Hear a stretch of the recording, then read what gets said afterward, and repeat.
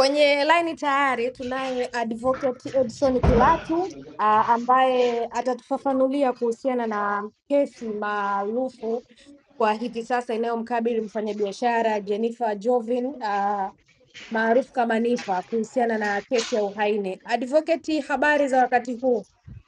Njema kabisa za hapo studio. Salama kabisa. Kwa majina anaitwa Suma Isaac kutoka Wasafi Digital. Advocate, tumekupigia ili tupate ufafanuzi kuhusiana na kesi ya uhaini inayomkabili huyu mfanyabiashara Niffer. Kwanza kabisa, kwa niaba ya watazamaji wetu na wasikilizaji, tungetamani kufahamu uhaini ni nini? Nashukuru. Ni kweli kama ulivyosema, Niffer pamoja na wenzake wanakabiliwa na kesi ya uhaini, na tunapozungumzia uhaini ni kitu ambacho kina tafsiri pana. Ndio. Uhaini unaweza kuwa ni jaribio la kupindua serikali, kuua kiongozi wa nchi kwa maana ya rais, labda kuua kiongozi wa muhimili kama wabunge au viongozi wakubwa wa nchi. Tishio la kutaka ujaribio la kutaka kuwaua linaweza kaingia kwenye uhaini. Lakini kingine, Ndio, uhaini vile vile ni kitendo au njama ambazo zinakuwa zimefanyika kwa lengo la kuitisha serikali. ndio. Kwa hiyo kama ukifanya vitendo vya kuitisha serikali, kusababisha serikali iogope kabisa, hiyo pia inaweza kaingia kwenye uhaini kwa mujibu wa sheria yetu ya kanuni ya adhabu sura ya 16. Sasa kwenye makosa ambao wamesomewa Niffer pamoja na wenzake, makosa yalikuwa matatu. Ndio. Kosa la kwanza ambalo linawahusu wote lilikuwa ni la kula njama. Kwamba kula njama ya kutaka kutenda kosa la uhaini. Ndio. Lakini kosa la pili lilikuwa la uhaini, lakini uhaini wa Niffer ulikuwa unajitegemea. Ni kosa la tatu. Kosa la pili lilikuwa linahusu washtakiwa wengine. Ndio. Kwa umoja wao. Lakini ukisoma maelezo ya makosa yao ni kwamba wanasema yeye katika nyakati mbalimbali kuanzia mwezi wa 8 ni kwamba alihamasisha watu waweze kuzuia uchaguzi, kwa sababu ndio kiini ambacho tumezungumzia. Ndio. Kwa kujiandaa kuandamana, na kwamba wanaoandamana wangeweza kununua barakoa kutoka kwake na vifaa vingine vya kujikinga kwa ajili ya mabomu labda ya machozi. Kwa hiyo wanasema kitendo cha kufanya hivyo maana yake ni kama alikuwa anahamasisha watu wachukue hatua za kuitisha serikali na kuzuia uchaguzi. Kwa hiyo maelezo kiufupi yamekaa hivyo. Kwa hiyo lakini ukija kwa kosa la wenzake, wengine wanazungumzia hatua ya uharibifu wa mali kwa tarehe 29, kwamba walifanya makosa ya kwa pamoja kuhakikisha wanaharibu mali, miundombinu ya serikali.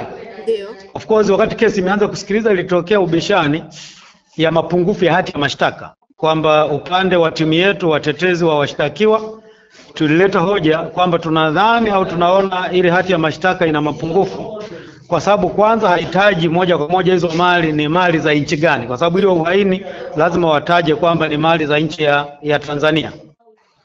Kwa hiyo ilikuwa ni moja ya kitu ambacho tumeiona ni mapungufu kwa kutokutaja hivyo. Lakini palikuwa na mapungufu mengine.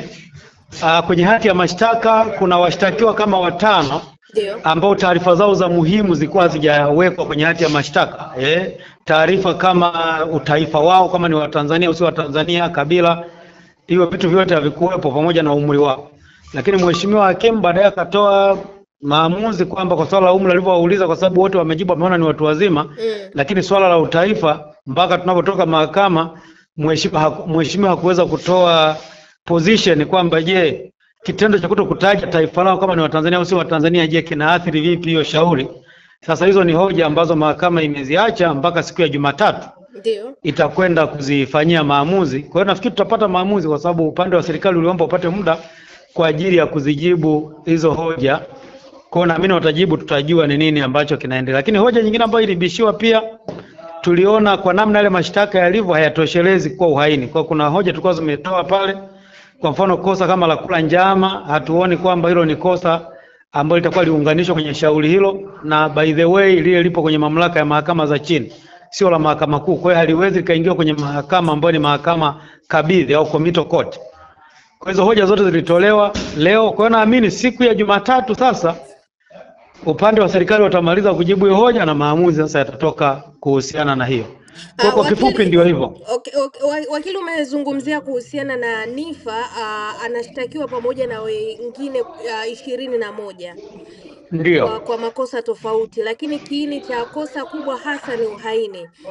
Lakini tunafahamu Niffer alikamatwa kabla ya uchaguzi mkuu, lakini hao wengine umesema wanashtakiwa kwa kufanya fujo siku ya uchaguzi mkuu. Hii unaweza ukaifafanua imekaa vipi, mheshimiwa wakili?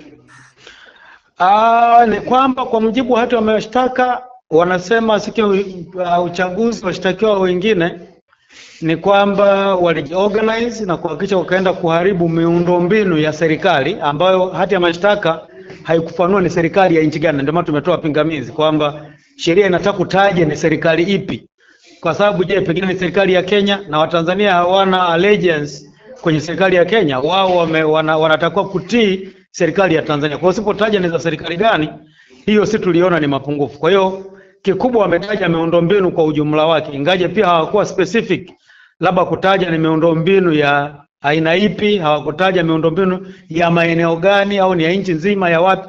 Kwa kweli ilikuwa tu swala la miundombinu wametaja, na ambayo ndio ambayo sisi tunaiona kabisa kwa namna ilivyokaa. Tunaona ni hati ya mashtaka ambayo kwa kweli hatuoni kama inakidhi sana kwa uhaini. Unajua uhaini ni kosa ambalo ni kubwa kwa mujibu wa katiba yetu, ndio kosa la juu kabisa ambalo limetajwa kwenye katiba. Tofauti na makosa mengine yote hayajatajwa kwenye katiba. Sasa naona ni kama vile uhaini umeanza kudogoshwa na kuonekana ni kosa la kawaida, kwamba angalau kila mtu akitenda kitu fulani inaonekana kuwa ni kosa la uhaini. Wakati mimi naona hii ingeweza kuwa labda ni uharibifu wa mali, ingeweza kuwa labda ni uchochezi. Lakini naona tumepeleka kwenye kosa la uhaini ambalo kwa kweli ni kosa la juu sana. Na hapo mheshimiwa wakili, kwa mujibu wa taratibu za kisheria ni vitu gani hasa au shahidi gani hasa ukithibitishwa ndo linakuwa kosa la uhaini moja kwa moja? Ni viashiria gani yani vikithibitishwa hili linakuwa ni kosa la uhaini? Kuna vitu vingi. Kwanza lazima uhaini ili utende lazima uwe ni mtu ambaye una utii, kwa maana kwamba unawajibika kuitii hiyo serikali, na ili uwe na wajibu maana yake uwe ni raia wa nchi husika, wa serikali, kwenye serikali husika. Kwa mfano uwezo kusema mtu wa Kenya anakuja kushtakiwa uhaini wa hapa kwa sababu yeye hana jukumu la kutii kwamba amekula kiapo cha kutii serikali ya Tanzania, hapana. Kwa hiyo haiwezi kumhusu. Hiyo ni moja. Lakini cha pili, kama nilivyosema, kwa kosa hili maana yake ni kuitisha serikali. Lazima wathibitishe kwamba je, mtu pengine kuingia kwenye maandamano kupinga uchaguzi au kupinga sera au kupinga jambo fulani la kitaifa, hilo linatosha kuwa uhaini? Je, tunachora wapi mstari kati ya uhuru wa watu kupinga mambo ya sera na maamuzi mbalimbali pamoja na swala la uhaini? Yaani mstari unachorwa wapi? Kwa hiyo nafikiri hilo ni jambo ambalo pengine baadaye kama kesi hiyo kweli ikifika kwenye kusikilizwa litakuja lionyeshwa vizuri. Kwa hiyo lazima uweze kuonyesha, vinginevyo maana yake tunaweza kujikuta baadaye kila mtu anayepinga jambo fulani akajikuta ni muhaini, kitu ambacho hatuamini kwamba waliotunga hiyo sheria walitaka angalau kila mtu anayepinga aonekane ni muhaini. Sidhani kama ilikuwa ndio kusudio la hiyo sheria ya kanuni ya adhabu. Na kwa mujibu wa sheria, Advocate Kilatu, mtu akikutwa na kosa la uhaini adhabu yake inakuwa ni nini hasa? Adhabu ya uhaini mtu anaweza adhabu ya juu kabisa ni kunyongwa. Kwa hiyo ndio maana nasema ni kosa ambalo ni kubwa, ni sawa na kosa kama la mauaji. Ingaja la mauaji kumbuka alipo kwenye katiba, uhaini umetajwa mpaka kwenye katiba ya nchi, na kwa historia sasa hivi nafikiri itakuwa ni kesi ya pili ambayo uhaini watu wametuhumiwa uhaini bila kuhusisha jeshi. Lakini kesi nyingine zote za uhaini unakuta lazima wawe zinahusisha element angalau ya jeshi, ila hii ni raia wa kawaida, vijana. Na nikiangalia pale nafikiri mwenye umri mkubwa sidhani yupo mwenye miaka 37, wengi wana miaka huko 34, 33, 20, 20 na ngapi, wengi wapo hapo ni vijana ambao ni wadogo sana na walikamatwa maeneo tofauti tofauti. Kwa hiyo ndio maana kuna mjadala kwamba hata hiyo njama sijui alikuleje. Sasa ni mambo ya ushahidi labda yatakuja, lakini ni jambo ambalo kwa kweli lina raise maswali mengi sana. Hapo kwa kumalizia, Advocate Kilatu, chochote ambacho unataka kushare na vijana hususan wa Kitanzania? Mimi kuhusu vijana, kwanza Labda nizungumzie kuhusu pengine vijana, lakini vile vile kuhusu mamlaka zetu. Ndio.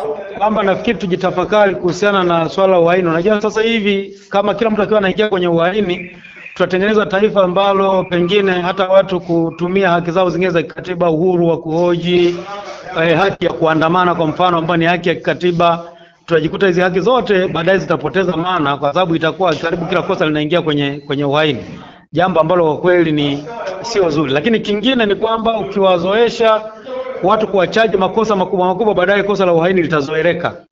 Sasa likishazoeleka ni kama baadaye utaanza kusababisha watu waone ni kitu cha kawaida, ni kitu cha kawaida. Na ndio maana uhaini ni kosa ambalo lilikuwa linakaa baada ya miaka labda 20, 30 linakuja linafanyika mara moja. Kwa hiyo sasa hivi inaonekana ni mfululizo, ni kama jambo la kawaida. Ni kama ukiwa na mtoto kwa unampiga kila siku, baadaye atazoea viboko. Kwa mimi nadhani kuna haja ya kujitafakari, badala ya kuona kwamba angalau kila mtu akifanya kosa fulani kwamba ni uhaini. Nafikiri tuje tujitafakari vizuri, na pengine hata sheria yetu tuiangalie vipi, kwamba je, kwamba kweli haya mazingira ya watu kuandamana, hata kama kweli kuna mali ziliharibiwa, sasa kuingia kwenye ushahidi, hiyo peke yake inatosha kwa uhaini, kwa mmetisha serikali?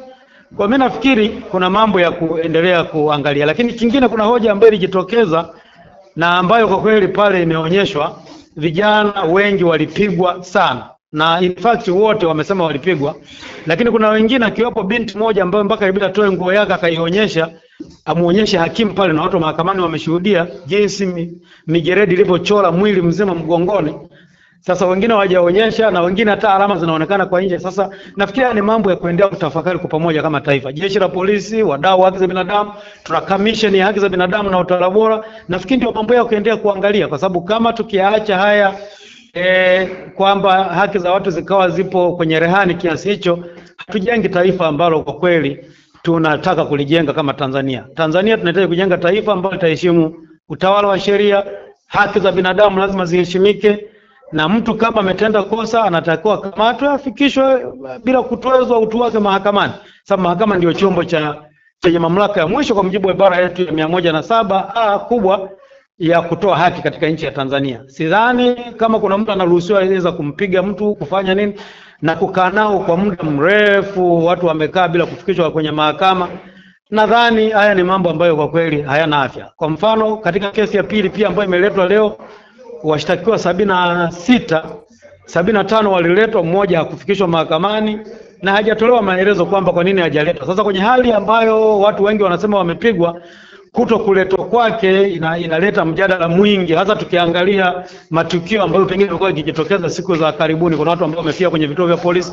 Sasa uwezo kujua kama yupo kwenye hali gani, yupo kwenye afya salama au pengine hayupo salama. Kwa hiyo kidogo ni mambo ambayo nafikiri nitakuwa tuangalie, jeshi la polisi liangalie na mamlaka zingine zote ziangalie. Hasa naomba kusisitiza watu wa mamlaka ya kamisheni ya haki za binadamu na utawala bora, naona kama ni simba ambaye amelala usingizi. Kwa nafikiri kuna haja ya kuweza kujitafakari vipi kwenye hili. Shukrani sana wakili Edson Kilatu kwa muda wako, tunakushukuru sana. Asante